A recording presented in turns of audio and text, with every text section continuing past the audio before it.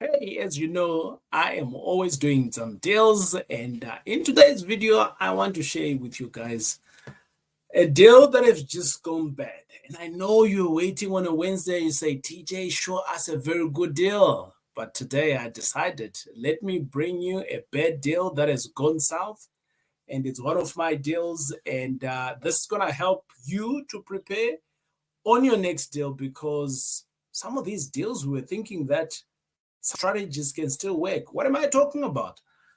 If you have ever heard of the strategy that is called back to back, my friends, that strategy don't work no more. Yes, I said it. Why do I say that? Because I've been at the banks for the last couple of weeks trying to do a back to back strategy, and some of you are trying to figure out what the hell is a back to back strategy? Let me bring it down for you. So, if you're new to this channel, we're always talking about different strategies of buying. My friends, there is a strategy that maybe for some of you who like to go to seminars, who like to go out into conferences and so on, you were taught back to back strategy is the ultimate to be making some money with no money at all. But how do you make that money? So I'm going to explain to you what a back-to-back strategy is, and then I'm going to explain to you what has happened to me. And then what I'll do by the end of the video, so don't go away, by the end of the video, I'm going to show you how we can still be able to make some money. Be it in a no money down deal, or be it is you who is investing yourself. My name is TJ. Welcome. It is great hanging out with you every Wednesday. I bring you a deal, or we talk about an update like this one, which is very important for all of us who are property investors. The game on this channel is pretty simple to make sure that modern parents who are like me and you, yep, we can all be making money from real estate. Hopefully, some passive income. Right. So, we need to start off by explaining what is a back-to-back deal. So I got some money with me. I went to the bank. I never have any money on me. But today I went to the bank and I asked for the ATM and I withdrew some money. I've got 150 Rand on me. But what I want to do today is I want to show you how you can make some money from real estate with no money at all. So I'm going to take this money at the bottom here. And then we're going to be saying, I am TJ and I am going out there and I'm going to be looking for some properties. I've gone to school and I've learned what a back-to-back strategy. I'm explaining the back-to-back strategy, right?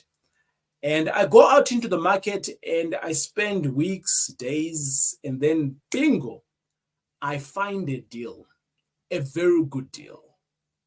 But I find it at a heavily discounted rate. And within that deal, what I'm going to do is TJ with no money is going to offer to the seller how much? 50 Rand. Okay. So I'm going to offer the seller 50 Rand on their property. However, I know I've done some research and I know the same property is not worth 50 Rand. This guy's distressed.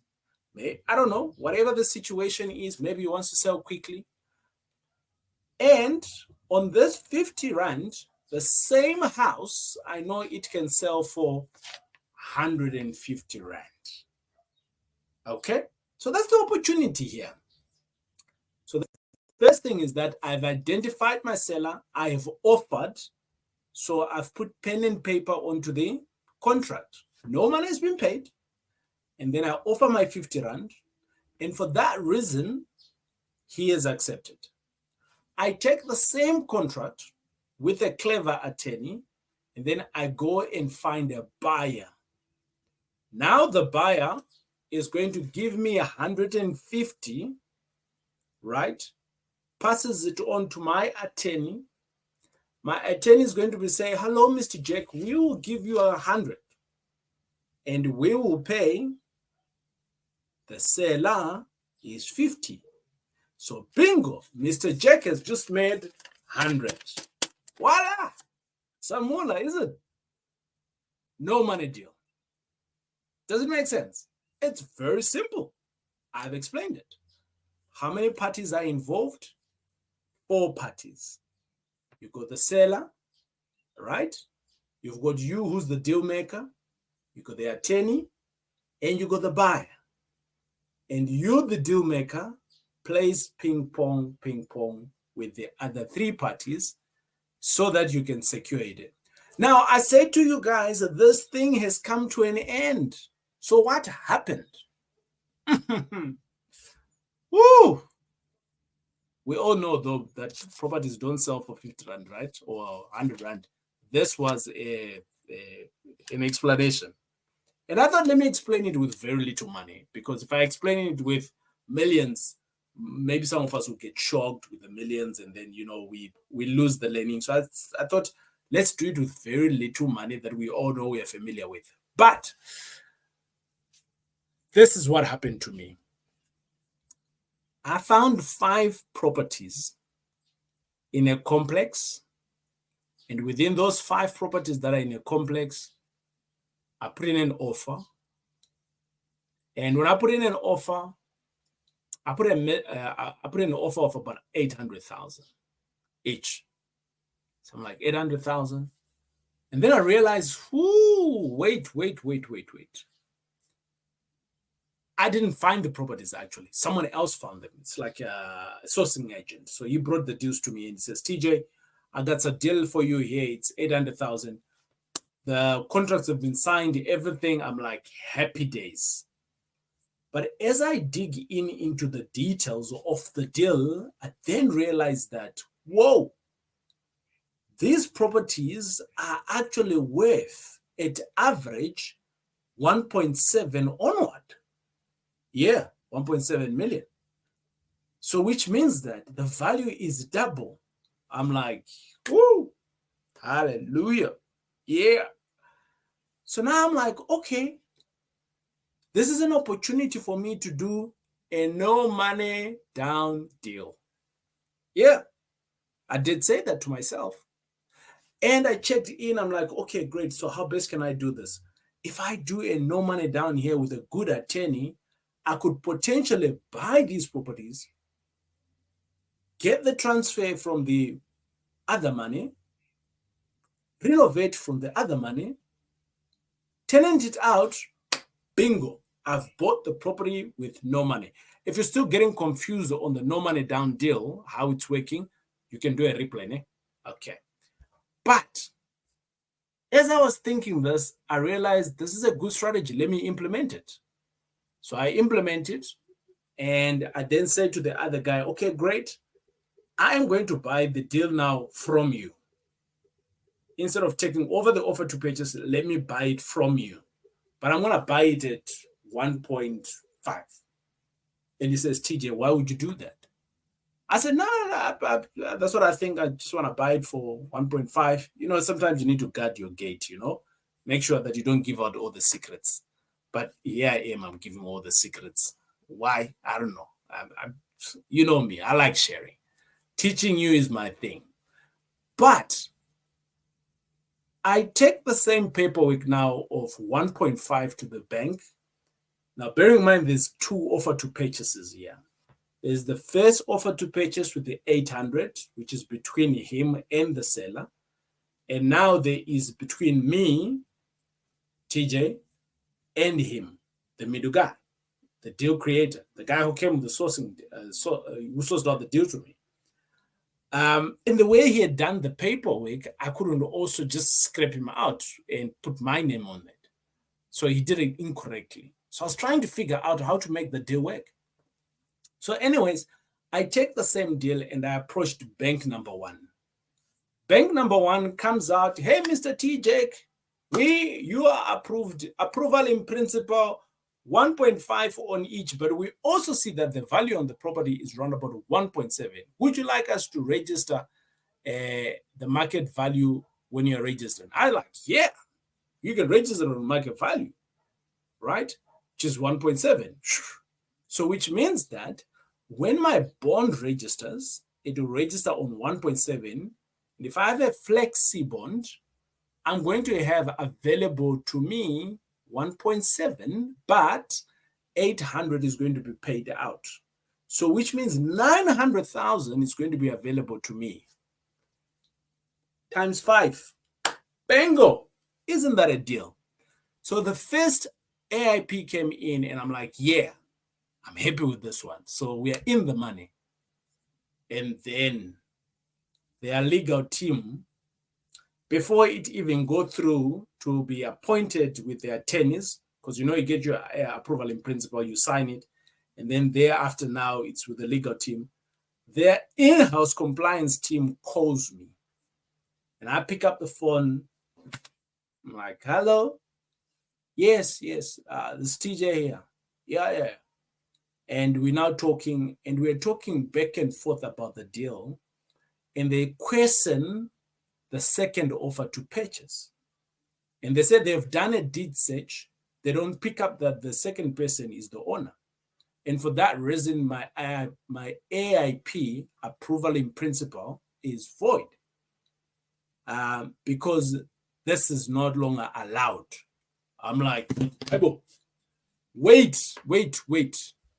Sorry, who am I speaking to again?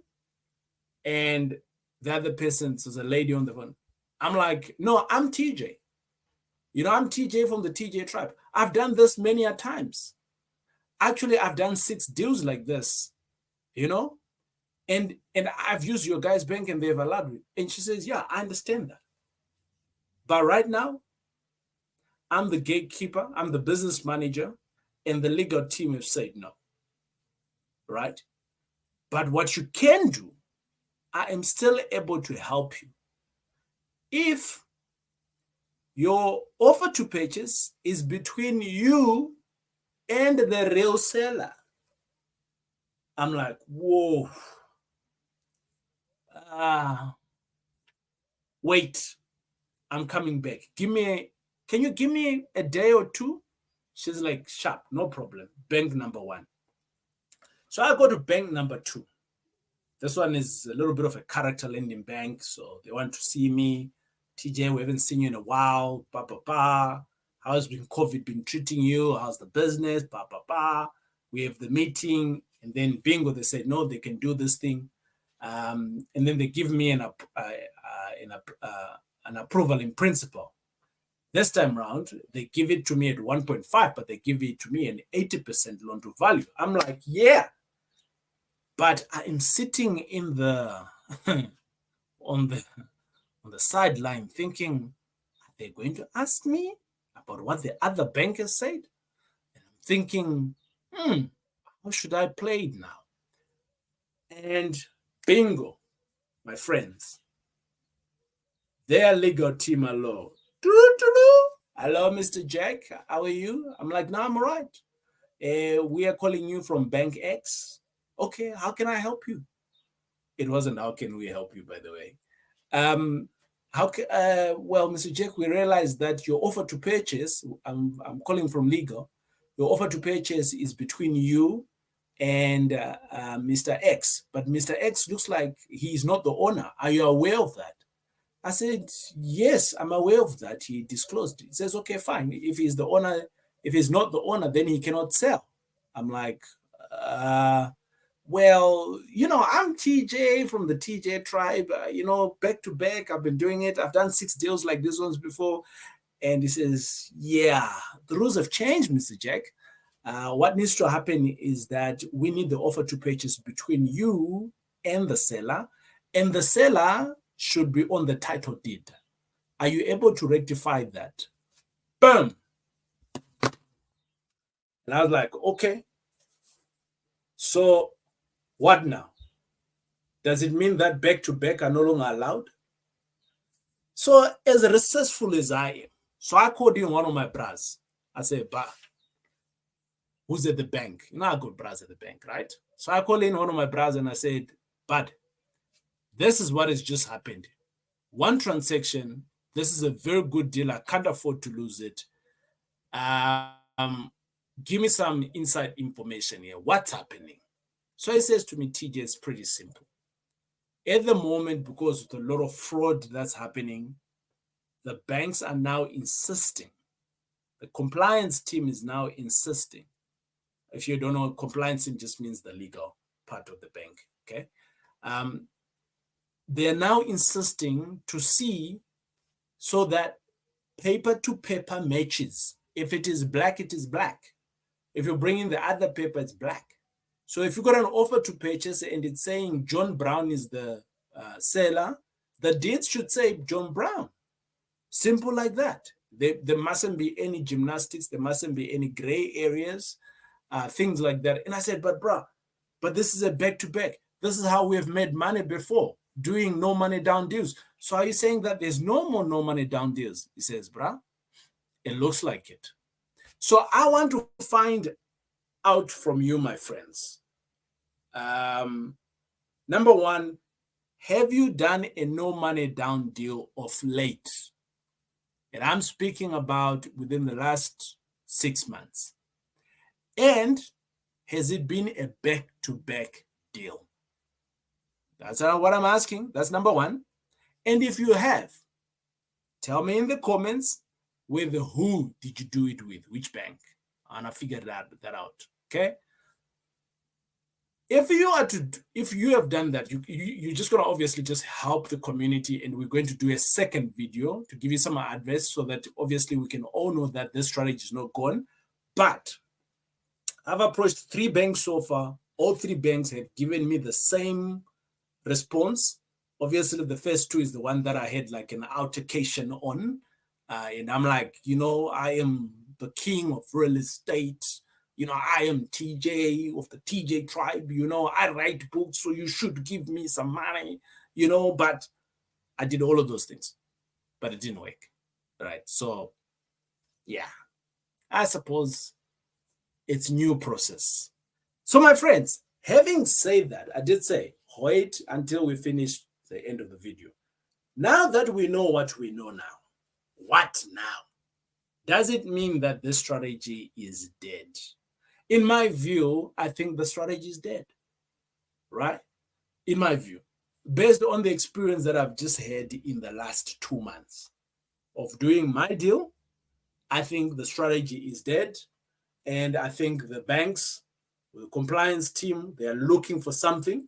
And within that looking of something, they are basically just wanting the dotted lines to match. That's all. Now, having said that,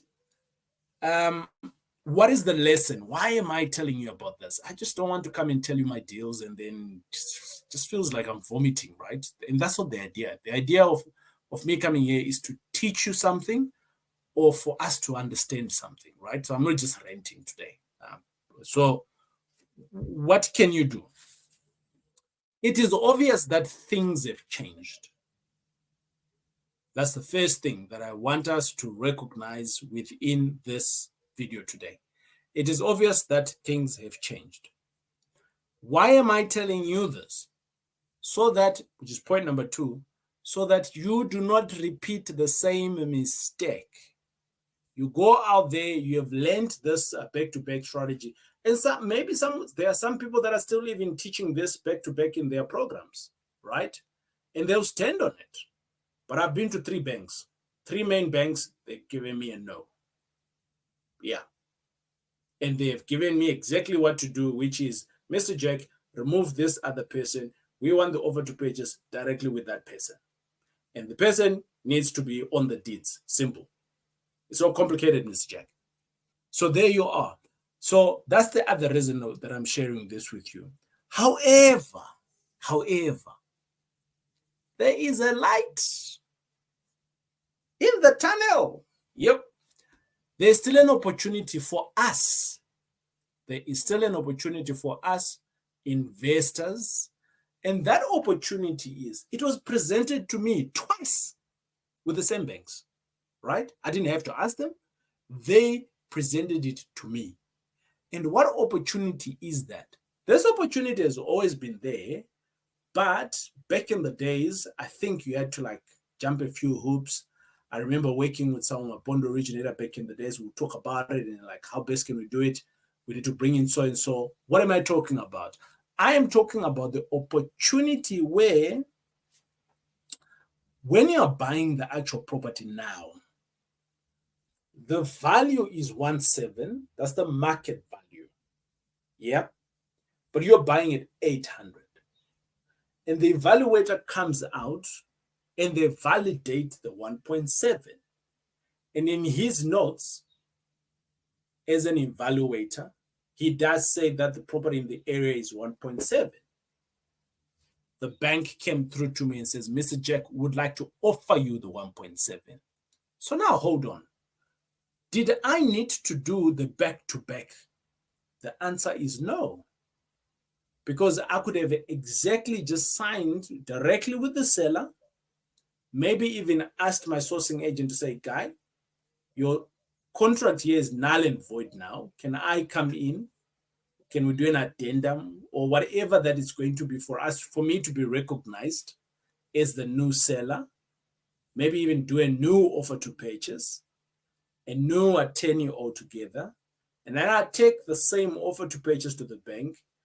Yes, I'm buying at 800, but the bank is going to offer me market value, which then means that my 1.7 is still in there. And I'm buying at 800. So the difference, my friends, between the 1.7 million and the 800,000, it is money that will still be available to me. And within that money, what can I do? There's lots of things that I can do. I can still be able to do some renovation a little bit later. I can go into another deal. So the opportunity is still there to unlock the money. The same money that we would have wanted to unlock in the back-to-back. But this is a solution only for the investor. But what about the investor who was chasing a no money down deal? What is the solution? In this case, I had to think a little bit. I had my friends, I'm like, Flip, how are we going to make this work? Solution number one. I told you, don't go back. Don't go away, right? I hope you're still here. So solution number one. You're the deal maker. So how are you going to do it? The first thing that I'll do is that I will make sure that the deal that I'm seeing, I am contracting it, yes, on 800, sharp. I can see that it's 800. Okay? Now I'm going to find my guy, the buyer, for 1.5 or whatever it is. And naturally, I would have done a back-to-back here, right? How about the back-to-back strategy has been closed now? So, is it possible that you can crack a deal between the two parties? So you make an offer, and you make an offer on the other side. You accept it. But you go to your attorney now and you say to Mr. Attorney, this is my predicament. And you get your attorney to nicely draft the contract, and it's a deal. It's a private deal. One is accepting, the other is accepting, and then your attorney can structure it. Now, the person on the other side, the buyer, is now going to have his offer to purchase drafted there, but obviously the attorney will now need to manage all of this for you. And obviously it's not just any attorney. It has to be an attorney who understands deals. It has to be an attorney who understands how things work. It has to be an attorney who is in the business of real estate, right? And if you are one of those people who are jumping into no money down deals, I know a lot of you out there, you are stingy on wanting to pay. So for that reason, because you're stingy, you're not going to get a good attorney, and you're never going to now get a no money down deal. The days are done. But if you are not stingy, this is a fee that you're paying for the transaction that you're getting into. Contract an attorney, let your attorney manage the entire process for you, it is still possible, right? It is still possible to do the no money down deals. The how is just changed. But the banks have put a stop on it. So now we need to ask ourselves the questions, my friend. If all of this is happening, what else is changing? A lot. But that's why I bring you videos like this one so that we can learn. So if this has been helpful to you, let me know in the comments. And if it's been confusing to you, also let me know in the comments so that maybe I can deconstruct it, or maybe I don't want to say dummy it further, because now it sounds like you're dumb, ne? But there's books that says dummies 101 for what, ne? If you're buying that, doesn't mean you're dummy. You're not, ne? Okay, right. So anyways, so I can dilute it a little bit further so that it's point clear, a little bit more clearer. But this is me today, my friends. I haven't lost the deal though. That's a good thing. We're busy with it. And it's one of those deals that I'm going to be sharing with you sometime in the year, next year. But that's how you can be able to make the Mandela. Ne? One guy, you're buying low, sell it high, and you get your money. Bingo. That's it. It is I, TJ. We will check you out on the next video. Don't forget to subscribe. Peace out. See you.